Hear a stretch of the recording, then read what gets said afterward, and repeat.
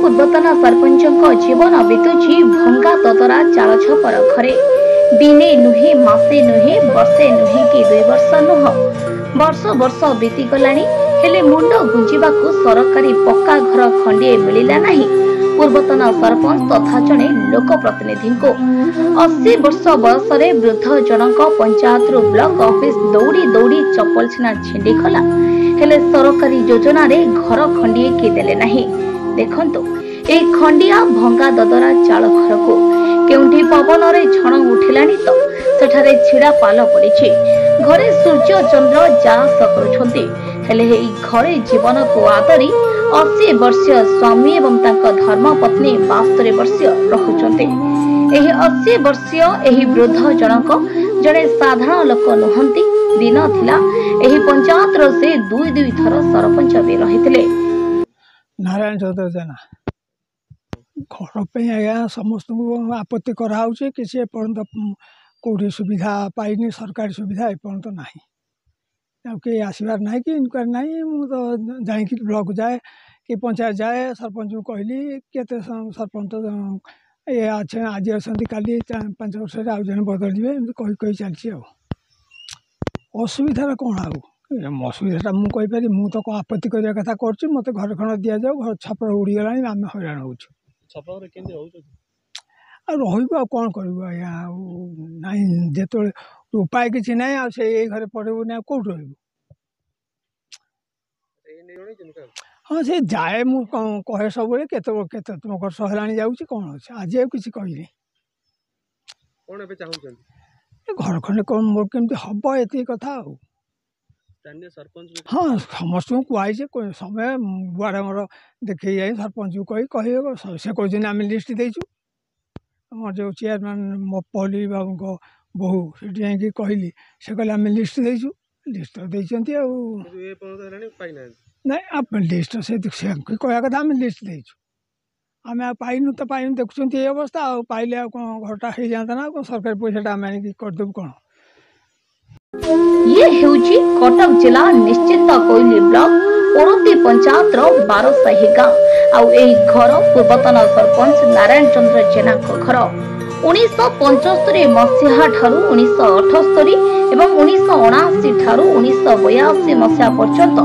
अर्थात 2 थर नारायण ओरती पंचायत सरपंच होइथिले। सेतेबेले सरपंचक कार्यकाल 3 वर्ष जाय रहुथिला।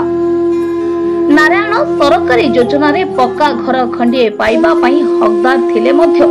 केउंठी आउ काहेके तांकर सरकारी योजना रे पक्का घर आदेशनामा कटि जाउछि बोली अभियोग करिसथि नारायण। सेपटे स्थानीय निश्चित कोइली वीडियो को पचारिबारु से कहिले नारायण को सरकारी योजना रे अंतर्भुक्त करी तुरंत पक्का घर खंडिए जोगाई दिया। ओरती पंचायत बारसारे जने नारायण चंद्र जना से दुई दिन सरपंच हेतले कि घर खंडिए पाइ नाथि चाल घर बुढ़ाबुढ़ी जी अच्छे कौन कह नहीं आमर तो एबे जो माने भी चाल घर थिले निश्चिंत कहले ब्लॉक रे समस्त आम सर्वे रे इनक्लूड करा जायछि जेतबेले आमर पीएमआईज रे आमर टार्गेट आलोकेट हे जिवो सबु योग्य लोक घर देवार व्यवस्था करा जड़े लोक प्रतिनिधि निजर वृद्धा समय एभली दयनीय अवस्था एवं निजर रोगिणा पत्नी सह एभली घरे रुहंती आउ तांको सरकारी योजना रे मुंड गुंजिबाकू सरकारी पक्का घर खंडिए न मिले तेबे सरकारी योजना काहा पाई तेणु आशा रखिबा वीडियो महाशय देथिबा प्रतिश्रुति तुरंत कार्यकारी करंतु।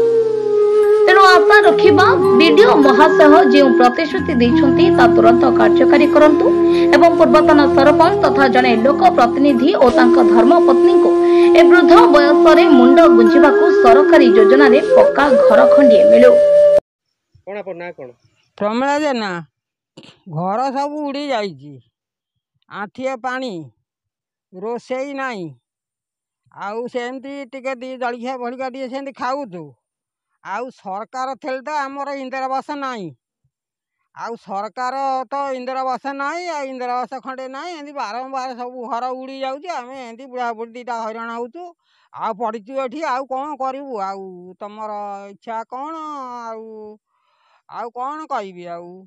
କ'ଣ ଆଉ କହିବି ଖାଇ ପାଣି ଘରେ ପାଣି ଗଳୁଛି କାନ୍ଥ ଗଲା ଆଉ କେଉଁଠି ମାନେ ଜାଗା ନାହିଁ ରହିବାକୁ ଶୋଇବାକୁ ଟିକେ ଆଉ ନାଇଁ ଆମେ ହଁ ଜଣେଇଛୁ ଜଣେଇକିରି ବି କେହି ଶୁଣୁନାହାନ୍ତି ଆମ କଥା ଆଉ ଏମିତି 25-30 ବର୍ଷ ହେଲାଣି ଆମେ ଏମିତି ହଇରାଣ ହେଉଛୁ ଉଡ଼ି ଯାଉଛି ଛପର ଉଡ଼ି ଯାଉଛି ଚାହୁଁଛନ୍ତି ଇନ୍ଦିରାବାସ ଖଣ୍ଡେ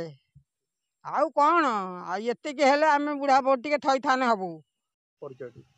ମୁଁ ଏଇ ସ୍ଥାନୀୟ ବାସିନ୍ଦା ବାରସାଇର ନା ଅକ୍ଷୟ ଦାସ ଏମିତି 5-10 ବର୍ଷ ହେଲାଣି ଭୋଗୁଛନ୍ତି। ତା ଛଡ଼ା ଇଏ ଜଣେ ପୂର୍ବତନ ସରପଞ୍ଚ ଥିଲେ ତାଙ୍କ ପିରିୟଡ଼ରେ ସେ ନିଜ ପାଇଁ କିଛି କରିନାହାନ୍ତି ସେତେବେଳେ ବି ସମୟ ସୁବିଧା ନଥିଲା। ତାପରେ ଦୁଇଟା ସରକାର ଗଲା ମଧ୍ୟ ଚାଳ ଛପର ଘର ଖଣ୍ଡେ ତାଙ୍କୁ ମିଳିବା ବହୁ କଷ୍ଟକର। ସେ ବି ଯାଇଛନ୍ତି ବହୁତ ପ୍ରଶାସନ ପାଖକୁ ଯାଇଛନ୍ତି ବ୍ଲକ ବି ଯାଇଛନ୍ତି ଆମେ ଜାଣିଛୁ କିନ୍ତୁ କୌଣସି କାରଣରୁ ତାଙ୍କୁ ଦିଆ ହେଇପାରୁନାହିଁ। ତେଣୁ ପ୍ରଶାସନ ଯଦି ତଦନ୍ତ କରି ନିରପେକ୍ଷ ତଦନ୍ତ କରି ଆଙ୍କୁ ଗୋଟେ ବିଚାର ଦିଆଯାନ୍ତା ଆମେ ବି ଖୁସି ହୁଅନ୍ତୁ। Bureau report Konark news 24।